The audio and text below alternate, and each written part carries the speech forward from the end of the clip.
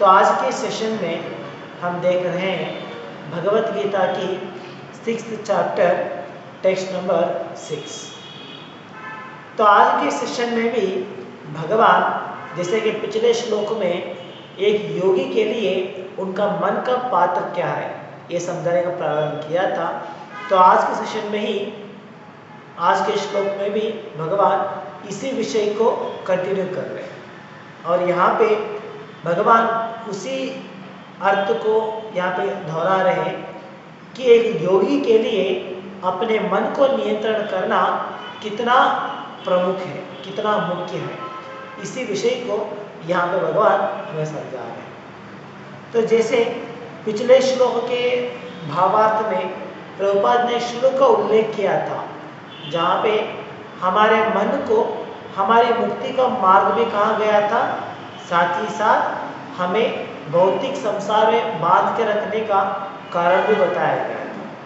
इसी प्रकार आज के श्लोक में भी भगवान यहाँ पे कहते हैं बंधु आत्मात्मनस्तस्य, बंधु मतलब अ फ्रेंड। तो जो व्यक्ति अपने मन को कंट्रोल किया है, कॉन्कर किया है, उनके लिए उनका मन क्या है? बंधु, इट्स अ फ्रेंड। और जिन्होंने अपना मन को कंट्रोल नहीं किया है, जिन्होंने अपने मन के ऊपर जय प्राप्त नहीं किया है, तो जिन्होंने कॉन्कर नहीं किया है, उनके लिए उनका ही मन सबसे बड़ा शत्रु होता है। तो ये विषय भगवान यहाँ पे कहते हैं बंधुरात्मात्मनस्तस्य एनात्मैवात्मना जिता अनात्मनस्तु शत्रुत्वे वर्तेतात्मैव शत्रुवत्। तो अनुवाद में भगवान कहते हैं कि जिसने अपने ही मन को कॉन्कर किया है, अपने मन के ऊपर विजेता प्राप्त किया है, उनके लिए उनका ही मन उनका मित्र होता है। और जिन्होंने इस प्रकार से मन के ऊपर विजेता प्राप्त करना पॉसिबल नहीं हुआ है, जिन्होंने अपने मन के ऊपर विजेता प्राप्त नहीं किया है, उनके लिए अपना ही मन सबसे बड़ा शत्रु है। तो भावार्थ में जाने से पहले हम देख सकते हैं, जैसे हमने कल क्लास में भी कहा था, हर एक व्यक्ति जो किसी भी आध्यात्मिक मार्ग में आगे बढ़ने का प्रयास कर रहे हैं, चाहे वो हठ योग हो सकता है या अष्टांग योग हो सकता है या भक्ति योग हो सकता है या ज्ञान योग हो सकता है, चाहे वो किसी भी योग पद्धति के द्वारा आध्यात्मिक जीवन में आगे बढ़ने का प्रयास कर रहे हैं, उनके लिए अपने मन को नियंत्रण करना सबसे बड़ा कठिन सवाल ये माना जाता है। तो चाहे कोई भी किसी भी मार्ग में चलना प्रारंभ किया है, हमें हमारे मन को नियंत्रण करना है, ये बहुत ही जरूरी है। तो इसी प्रकार भक्ति योग में भी हमें हमारे मन को कंट्रोल करना, मन को इंद्रिय वस्तु से हटा देना, ये जरूरी माना जाता है। इसीलिए भक्ति सिद्धांत सरस्वती ठाकुर जो हमारे परम गुरु थे, मतलब हमारे गुरु वेदांत स्वामी श्रील प्रभुपाद, तो उनके गुरु जो थे भक्ति सिद्धांत सरस्वती ठाकुर, तो वो हमारे मन के बारे में कहते हुए उन्होंने एक इंस्ट्रक्शन दिया है कि एक भक्त को किस प्रकार से अपने मन को नियंत्रण करना है। तो वहाँ पे भक्ति सिद्धांत सरस्वती ठाकुर कहते हैं कि एक भक्त को हर दिन सवेरे उठते ही अपने मन को 100 बार जूतों से मारना है और रात सोने से पहले पुनः अपने मन को 100 बार ब्रूमस्टिक झाड़ू से मारना है। तो इस प्रकार से भक्ति सिद्धांत कहते हैं कि एक भक्त को किस प्रकार से अपने मन को नियंत्रण में लेके आता है। तो हर दिन सवेरे 100 बार जूतों से और रात को 100 बार झाड़ू से मारना। तो इस प्रकार से हमें अपने मन को हैंडल करना है। तो इसका मतलब हम समझ सकते हैं कि एक डिवोटीज को भी, भक्त के लिए भी ऐसा नहीं है कि हमें समझ लेना है कि हाँ अभी हम भक्ति कर रहे हैं, भगवान का नाम संकीर्तन कर रहे हैं, तो हमारा मन हमें ये हमेशा कंट्रोल में रहेगा, तो उसके लिए हम लापरवाही बिता सकते हैं या उसके ऊपर ज़्यादा ध्यान नहीं देना है, ये विषय नहीं है। एक भक्त के लिए भी उनका मन को इस प्रकार से नियंत्रण करना जरूरी है, क्योंकि एक भक्त के लिए भी जब मन अनकंट्रोल्ड होता है, जब मन चंचल होता है, तो क्या है, तो हमारा भक्ति का साधना जो है, हमारा भक्ति का मार्ग जो है, वहाँ से हम नीचे गिर सकते हैं। इसीलिए भक्ति सिद्धांत सरस्वती ठाकुर इस प्रकार से कहते थे कि हमें इतना कठिन रूप से अपने मन को नियंत्रण करने के लिए किसी प्रकार की अनुशासन का पालन करना है, इतना कठिन अनुशासन पालन करना है हमें हमारे मन को नियंत्रण करने के लिए। तो प्रभुपाद इसके लिए उदाहरण देते थे। प्रभुपाद कहते हैं हमारा मन जो है ये एक बंदर की बाती है। जैसे हमने देखा रहेगा कि बंदर पेड़ के ऊपर हमेशा शांत से बैठा नहीं रहता है, वो कुछ ना कुछ बंदर का काम करता ही रहता है। यहाँ से लटकता है, नहीं तो गिरता है, उठता है, भागता है, किसी ना किसी प्रकार का काम करता ही रहता है, वो तो कभी शांत से नहीं बैठता। तो प्रभुपाद हमारे मन को एक बंदर को कंपेयर करते हैं और कहते हैं कि हमारा मन भी एक बंदर की बाती है, तो जो कभी भी शांत से नहीं बैठता है, और उसमें भी स्पेशली जो छोटे बंदर होते हैं, बंदर के जो बच्चे होते हैं, तो वो ज़्यादा ही शरारती होते हैं। तो हमारा मन भी ऐसा ही है एक्चुअली, हमारा मन भी एक क्षण के लिए भी शांत नहीं बैठ सकता, एक क्षण के लिए भी एक विषय के ऊपर या एक भगवान के नाम के ऊपर शांत से नहीं रह सकता। इतना चंचल होता है हमारा मन, जैसे कि एक बंदर की बात। तो हमें इस बंदर को, हमारे मन को काबू में करना ही हमें हमारा भक्ति के प्रारंभ में सीखना चाहिए। तो हमारी मॉडर्न साइंस के अनुसार अगर हम देखेंगे तो साइकोलॉजिकली कहा जाता है कि हर एक व्यक्ति, उनके मन में हर एक मिनट में कितने सारे थॉट्स आ सकते हैं। तो कहा जाता है कि हर एक दिन में एक सही व्यक्ति के मन में जो हेल्थी है, तो उस व्यक्ति में हर एक दिन मोर देन 60,000 थॉट्स आ सकते हैं। देखिए इतना सारा थॉट्स, 60,000 थॉट्स, उससे भी ज़्यादा थॉट्स, विचार जो है हमारे मन में उत्पन्न हो सकते हैं, ये साइकोलॉजिकली कहा गया है।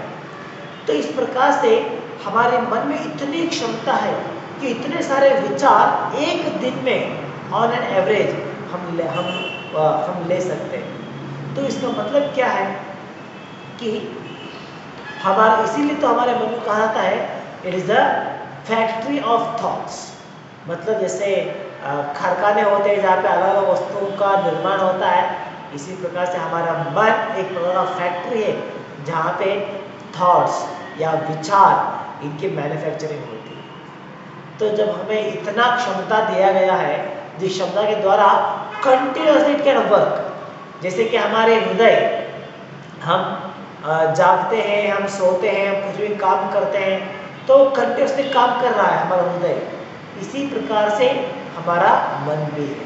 हमारे मन की एक कैपेसिटी है कि हर समय, हर एक क्षण वो कार्य कर रहा है। जैसे हम लोग रात को सोते हैं तो सोने के समय में भी, सोने के बाद भी हमारा मन शांत नहीं रहता। इसीलिए तो हम लोगों को स्वप्न आते हैं, स्वप्न में हम लोग जो भी चीज़ों को देख सकते हैं, कुछ कार्य करते रहते हैं। ये सब कुछ क्यों पॉसिबल है?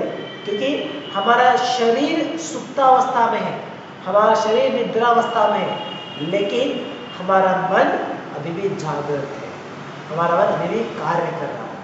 तो मन के लिए भी ये एक इतनी बड़ी कैपेसिटी दिया गया है, इसके द्वारा 24/7 वो काम कर सकता है।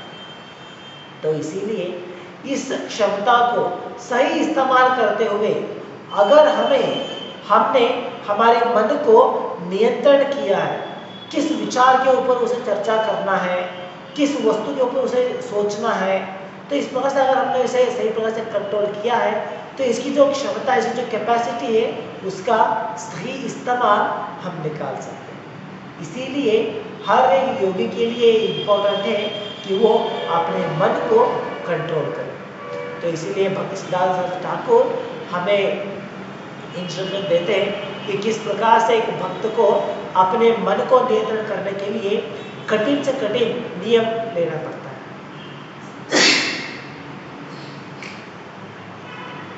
सॉरी।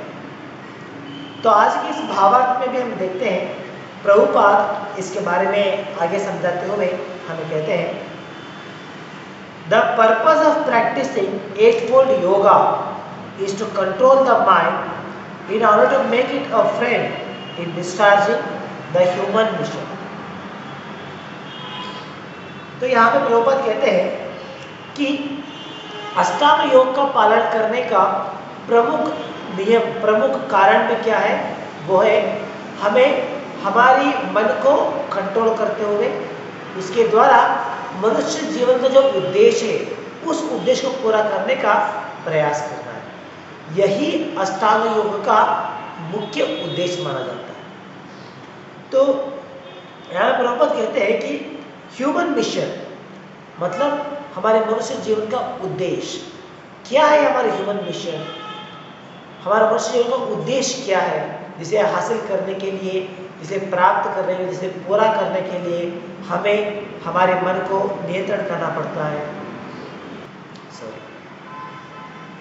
तो हमारी ह्यूमन मिशन क्या है, इसके लिए भागवतम में हमें समझाया जाता है कि किस प्रकार से भौतिक संसार में 84 लाख स्पीशीज, 84 लाख योनियां उपलब्ध है।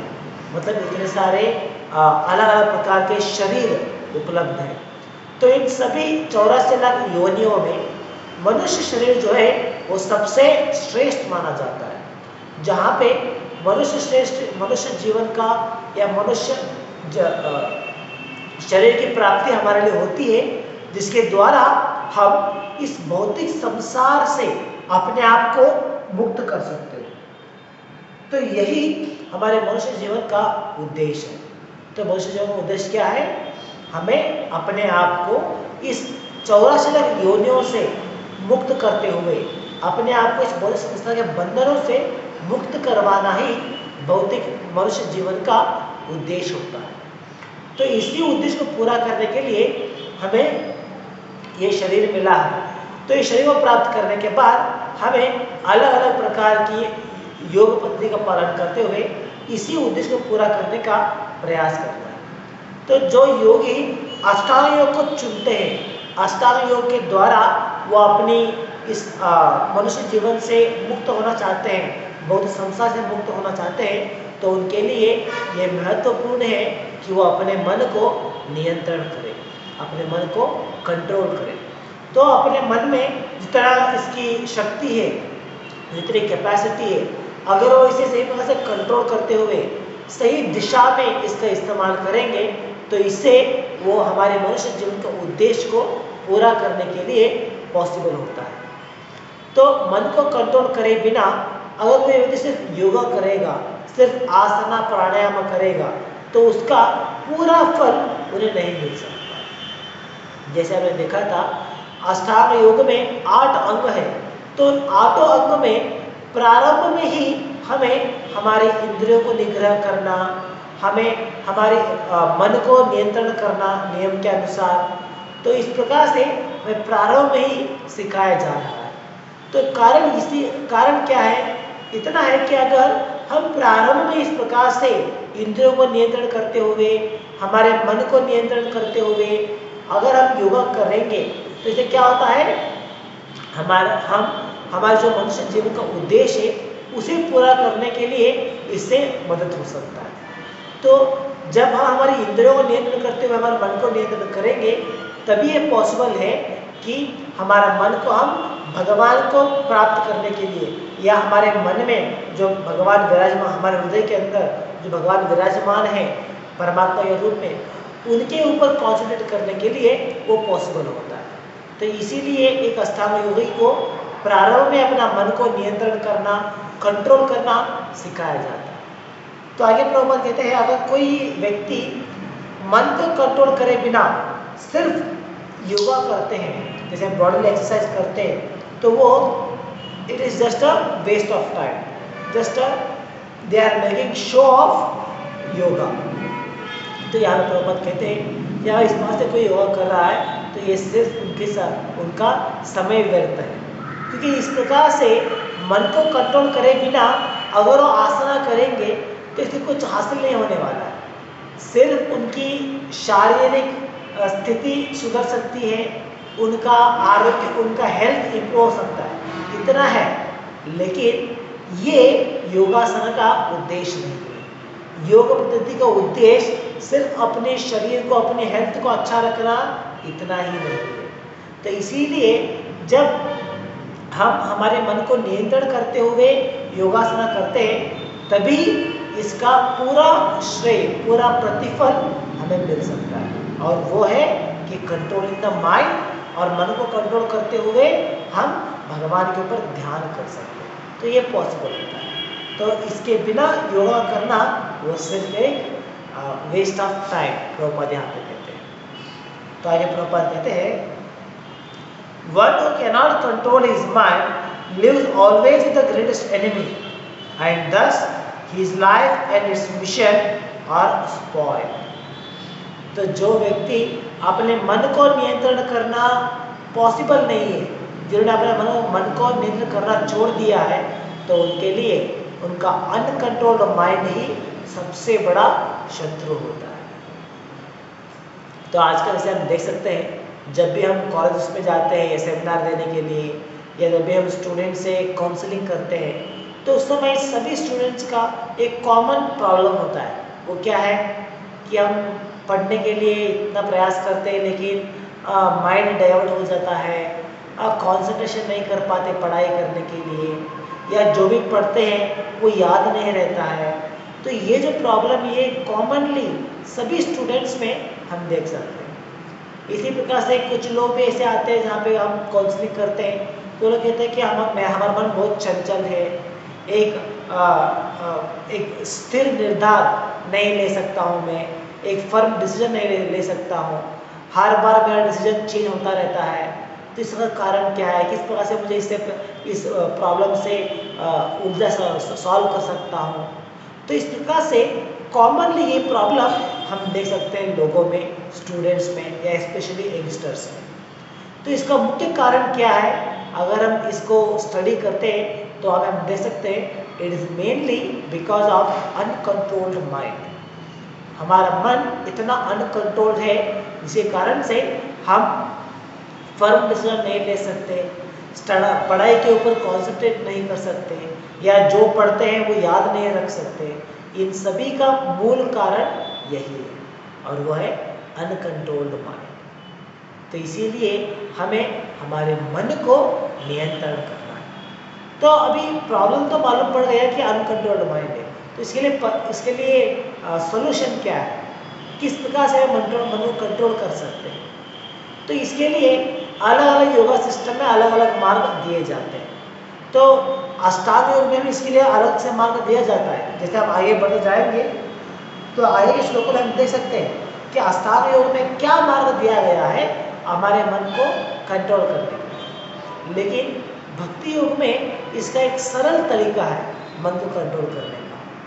तो हमें हमारे मन को कंट्रोल करने के लिए किसी प्रकार का आसन करना, किसी प्रकार का बॉडी एक्सरसाइज करना ये ज़रूरी नहीं है, या हमें कहीं पे निर्जल प्रदेश में जाके किसी जंगल में, या नहीं तो किसी तपोवन में, या नहीं तो किसी पहाड़ में जाके अकेले मेरे तपस्या करना है, ये भी ज़रूरी नहीं है, क्योंकि ये सभी चीज़ें कलयुग में प्रैक्टिकल नहीं है लोगों के लिए। तो हमें अगर भक्ति मार्ग के अनुसार हमारे मन को नियंत्रण करना है, तो उसके लिए सरल सा नियम दिया गया है, वो है भगवान का नाम संकीर्तन, हरे कृष्ण महामंत्र का जप करना। इसी हरे कृष्ण महामंत्र का जप करने के द्वारा ही हम अपने मन को कंट्रोल कर सकते हैं। तो भक्ति मार्ग में दिया गया सरल तरीका है मन को कंट्रोल करने के लिए। तो जैसे हमने कहा था कि जब हम भगवान का नाम संकीर्तन करते हैं, जप करते हैं, तो हमें हमारे मन को ट्रेन करना है कि जो शब्द में प्रोनाउंस कर रहा हूँ, हरे कृष्ण मंत्र का जो वाक्य प्रोनाउंस कर रहा हूँ उसके ऊपर हमें मन लगाना है कि मैं जब करते समय हरे कृष्णा कह रहा हूँ या हरे रामा कह रहा हूँ या राम रामा कह रहा हूँ, इसके ऊपर हमें मन लगाना है, कॉन्सेंट्रेट करना है।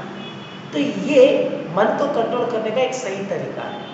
तो जैसे हमने कहा था कि मधु पंडित प्रभु जो हमारे इस्कॉन बेंगलुरु के प्रेसिडेंट हैं, तो उन्होंने हरे कृष्ण मंत्र जप करने के बारे में इतने सारे सेशंस उन्होंने लिया है, इतने सारे क्लासेस उन्होंने लिया है जो यूट्यूब में अवेलेबल है। तो वहाँ पे वो कहते हैं कि किस प्रकार से हमें मन को कंट्रोल करने के लिए चैंटिंग करने के टाइम में हमें क्या करना पड़ेगा। बहुत सारे ट्रिक्स देते हैं वो, बहुत सारे फॉर्मूलाज देते हैं वहाँ पे। तो उसमें एक ऐसा भी है कि हमें चैंटिंग करने के टाइम में हरे कृष्ण महामंत्र को 2 भाग में हम डिवाइड करते हुए हरे कृष्णा स्ट्रिंग और हरे रामा स्ट्रिंग। जैसे प्रारंभ के 2 लाइन जहाँ पे हरे कृष्णा कृष्ण कृष्ण हरे हरे, ये हो गया पहला भाग, और दूसरा भाग है हरे रामा राम रामा हरे हरे। तो इस बात से करते हुए जब हम चैंटिंग करते हैं तो हमें ध्यान लगाना है, हमारे माइंड को एंगेज करना है कि मैं कहाँ क्या चैंटिंग कर रहा हूँ, हरे कृष्ण के बारे में कह रहा हूँ या हरे रामा के बारे में कह रहा हूँ। तो इस प्रकार से हमें इन दोनों स्ट्रिंग्स के ऊपर हमारे मन को काम में लगाना है कि मैं क्या जप कर रहा हूँ। तो इस प्रकार जब हम हमारे मन के लिए कार्य देते हैं, एक मन के लिए हम जब काम देते हैं काम कि हमेशा ये चेक करने के लिए कि मैं क्या जप कर रहा हूँ, तो इससे क्या हो जाता है, हमारा मन यहाँ वहाँ नहीं भटकता बल्कि हरे कृष्ण महामंत्र के ऊपर टिका हुआ होता है। तो इस प्रकार से जब हम प्रैक्टिस करते हैं चैंटिंग करने के लिए तो क्या होगा, हमारा मन पूरी तरीके से कंट्रोल में रहेगा और इस प्रकार से जप करने के द्वारा हमें हरे कृष्ण मंत्र का जप करने का पूरा जो फल है वो हमें मिल सकता है। तो ये भक्ति योग का मार्ग है जो बहुत ही सरल है। तो इस प्रकार से जब हम भक्ति योग का मार्ग के द्वारा अपने मन को कंट्रोल करेंगे हरे कृष्ण मंत्र का जप करते हुए, तो उससे क्या होगा, हमारा मनुष्य जीवन का जो उद्देश्य है, जो मिशन है, उस उद्देश्य को भी हम पूरा कर सकते हैं। तो आगे आप प्रभुपाद समझाते हैं कि मनुष्य का उद्देश्य क्या है। तो इस उद्देश्य को पूरा करने के लिए भी हमें ये सहायता करेगा जब हम हरे कृष्ण मंत्र का जप करेंगे। तो यहाँ प्रभुपाद कहते हैं,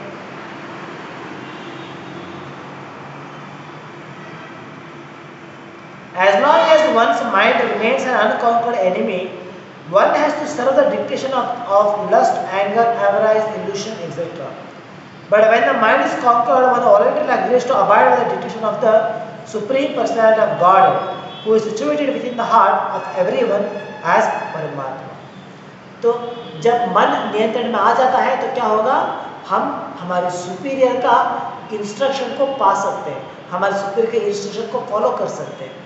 तो जैसे हमारे परमात्मा जो हमारे सभी जीवियों के हृदय में विराजमान है, तो उनसे मिलने वाले इंस्ट्रक्शन को हमें पालन करने के लिए ये सहायता करेगा जब हम हमारे मन को नियंत्रण करेंगे।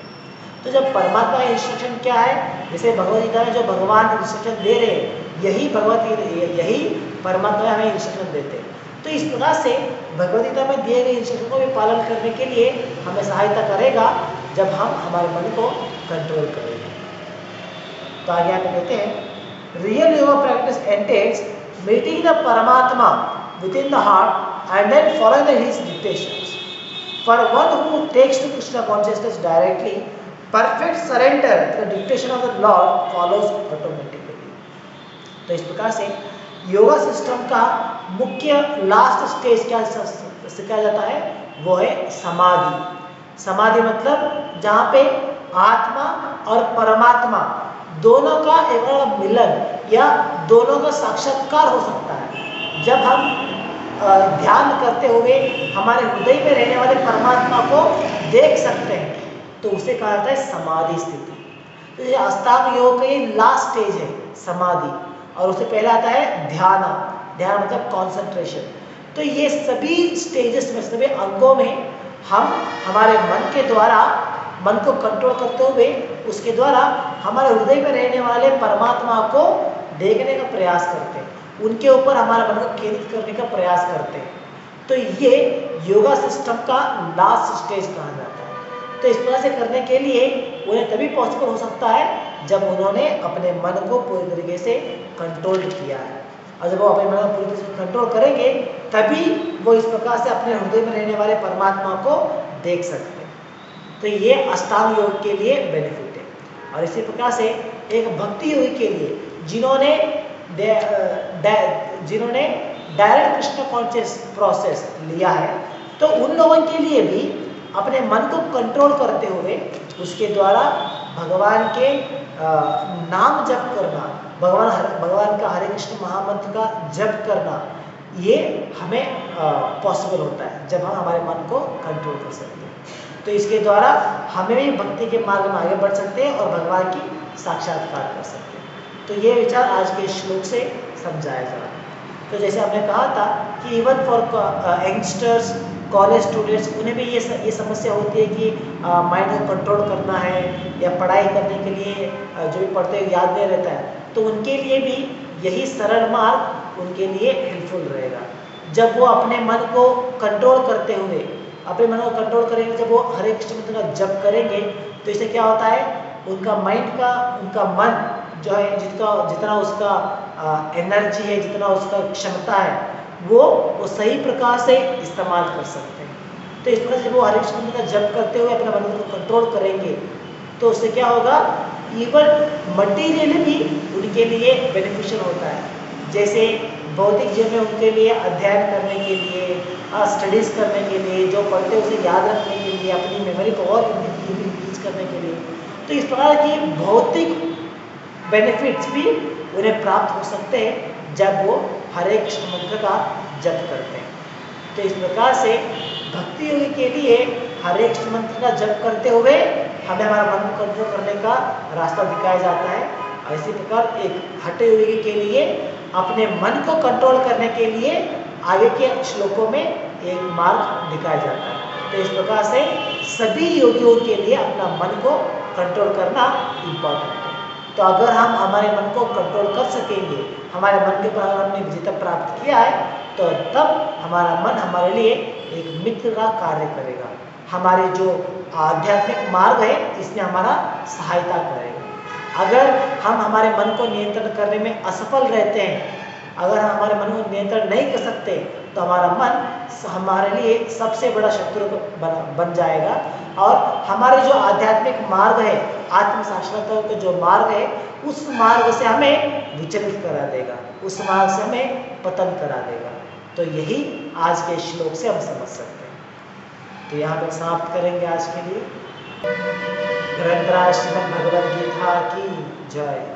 जगत गुरु श्री प्रभुपाद की जय। हरे कृष्ण।